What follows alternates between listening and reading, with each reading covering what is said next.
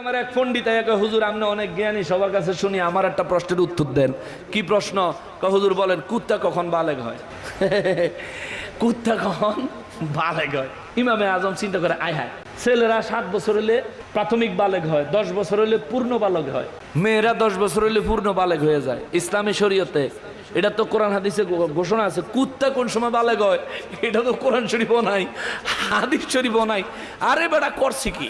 ইমামে আজম তারা ধমক দেয় নাই। আমরা জিজ্ঞাসা তো কইলাম, বুঝলে লে বেটা, মানুষ বালেগ হয় কুম্বালা, তুমি হেঁটে জানো না? তুমি কুত্তার খবর লইছো মিয়া, ঠিক না?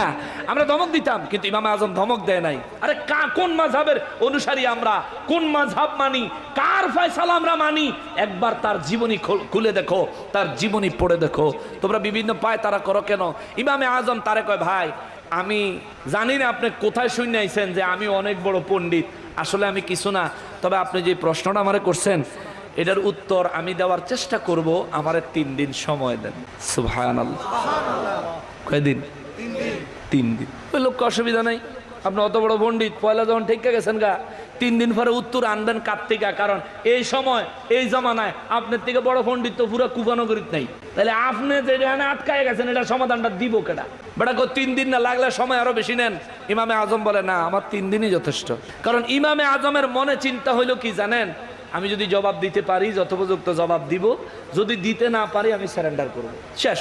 আমি বলবো, ভাই আমি এটা জানি না, আমি এটা পারি না, আপনার যদি জানা থাকে আমার জানান, আমার শিখান, আপনি আমার উস্তাদ হন, আমি আপনার কাছ থেকে এই জিনিসটা শিখবো। জোরে কর না সুবহানাল্লাহ। ওনার মন মানসিকতা হলো এরকম, এই জন্য বললেন 3 দিন সময় দাও। 3 দিন সময় দিল, একদিন যায় না, কোরআন হাদিস ঘাইটা সমস্ত ছাত্র টাত্র সব লইয়া সবাই জিজ্ঞেস করিয়া কারো কাছে কোনো উত্তর নাই। 2য় দিন যায়, উত্তর নাই। 3য় দিন মনটা বড় খারাপ, মনটা খারাপ লইয়া ভাবতে ভাবতে রাস্তা দিয়ে চলতে চলতে যাচ্ছে। রাস্তার মধ্যে দেখে মুসিবেড়ায় জুতা সিলায়। ইমামে আজমের মনটা খারাপ দেখে মুসিবেড়ায় গায়ে, কেউ জামানার পণ্ডিত মানুষ, আপনার মন খারাপ কে? ইমামে আজমকে, ভাই তুমি কেমনে বুঝলা?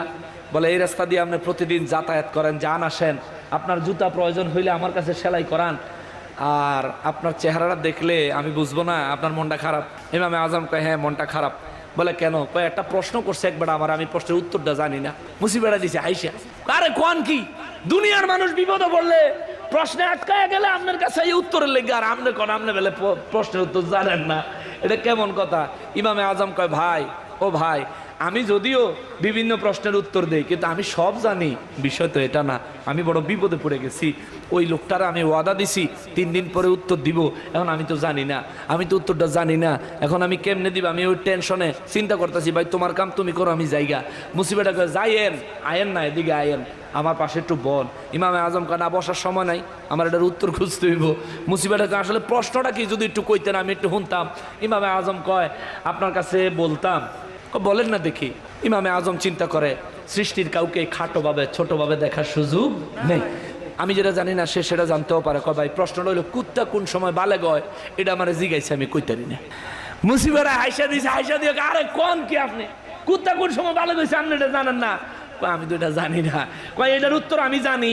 সঙ্গে সঙ্গে মুসিবেরার হাত ধরে কয়, ভাই আপনি আমার উত্তরটা দেন, আপনি আমার এই জিনিসটা শিখান, আপনি আমার উস্তাদ হন, আমি আপনাকে উস্তাদ মানতে একবারও দ্বিধাবোধ করবো না। জোরে কর মারহাবা। ইনি ইমামে আজম মুসিবেটারে উস্তাদ মানতে একবারও দ্বিধাবোধ করেন নাই। তো উস্তাদ মুসিবেটা কয়, আমারে আপনি উস্তাদ কন লাগতো না, আমি জানি হিসাবে, মুরব্বী করতে হুঁচি হিসাবে আপনাদের কইয়া দেয় যে কুকুর যখন পা উঠাইয়া প্রস্রাব করে, কুকুর তখন বালেগ হয়। ইমামে আজম কয়, হ, কথাটা যুক্তিসঙ্গত, মারহাবা।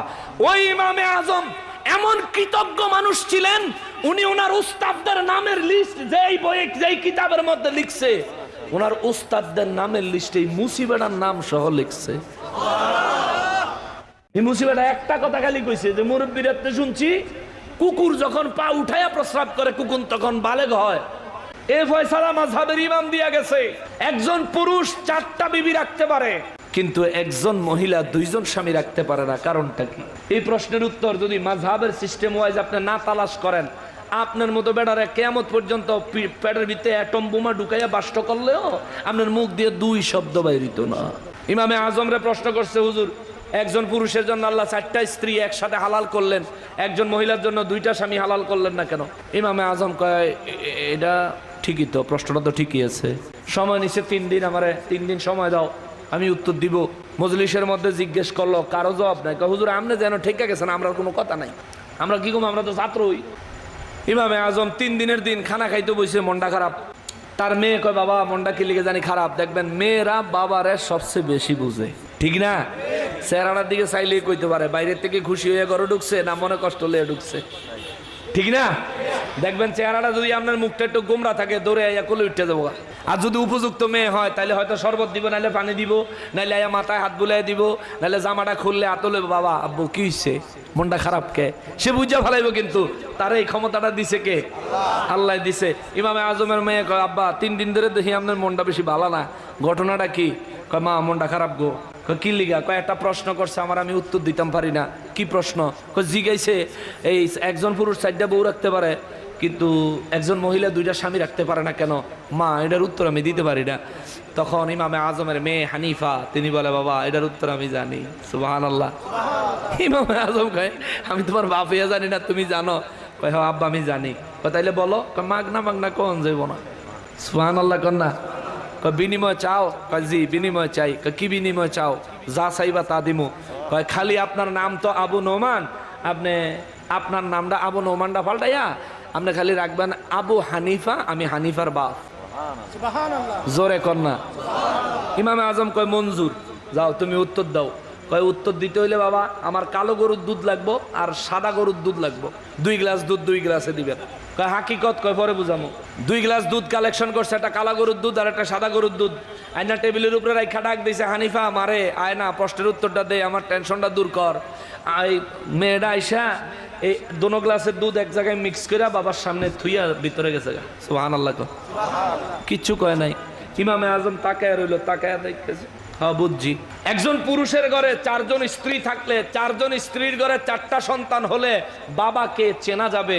কিন্তু একজন স্ত্রীর ঘরে, একজন স্ত্রীর যদি 2টা স্বামী থাকে, এই স্ত্রীর ঘরে যদি একটা সন্তান হয়, এই সন্তানের বাপকে সেটা চিনার কোনো উপায় নাই।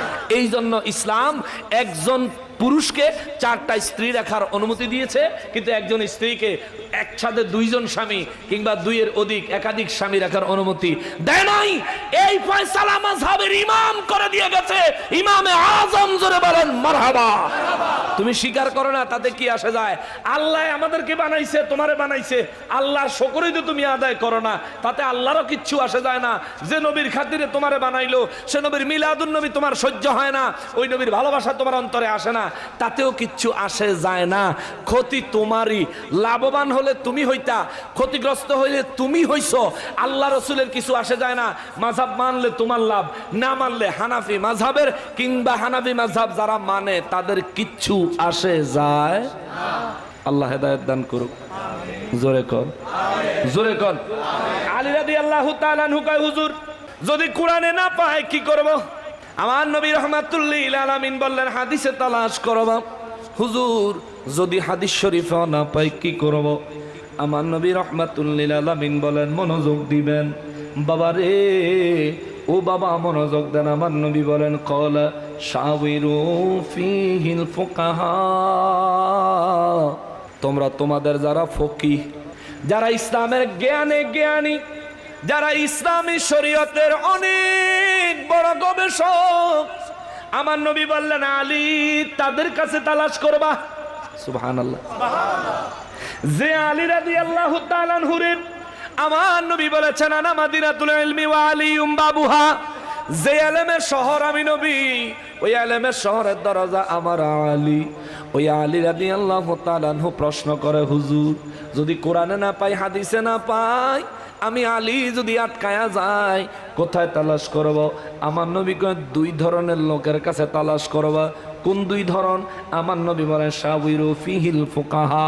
তুমি ফুকাহার কাছে, যিনি আল্লাহর কসম আমি নিজে খাচ্ছি, অনেক দিনের শরীয়তের অনেক জ্ঞান রাখে, তার কাছে তালাশ করবা, তার কাছে তালাশ করবা। মায়ার নবী গো, ও দয়ার নবীজি, আর কার কাছে? আমার নবী বলেন, ওয়াল আবিদিন। নবী বলেন, আলী রে, ও আলী, এমন ফকির কাছে এই বিষয়টা জানতে যাইও না যে ফকির যেটুকু এলেম আছে ততটুকু আমল নাই, আছে না? আছে না? আমাদের দেশে বাতিলের মধ্যে, এই বাতিলদের মধ্যে মুফতি সাহেব আছে না? কথা কয় না রে, আছে না? আছে না? এই মুফতির কাছে যাই তো মানা করছে নবী।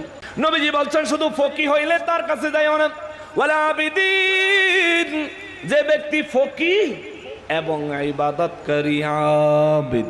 সুবহানাল্লাহ। ফকি এবং ইবাদতকারী। এবার ফকি এবং ইবাদতকারী কারা? যারা যতটুকু ইলম অর্জন করেছে ততটুকুর উপর আমল করেছে, এরা হলো এক নম্বরে আল্লাহর ওলিরা। সুবহানাল্লাহ। আল্লাহর ওলিরা।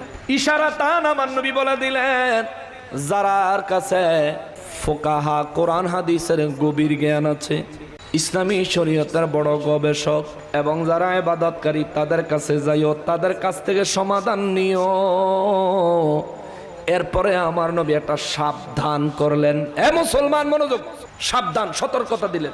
নবী বলেন ওয়ালা তামদু ফিহি রাইয়া খাসসা।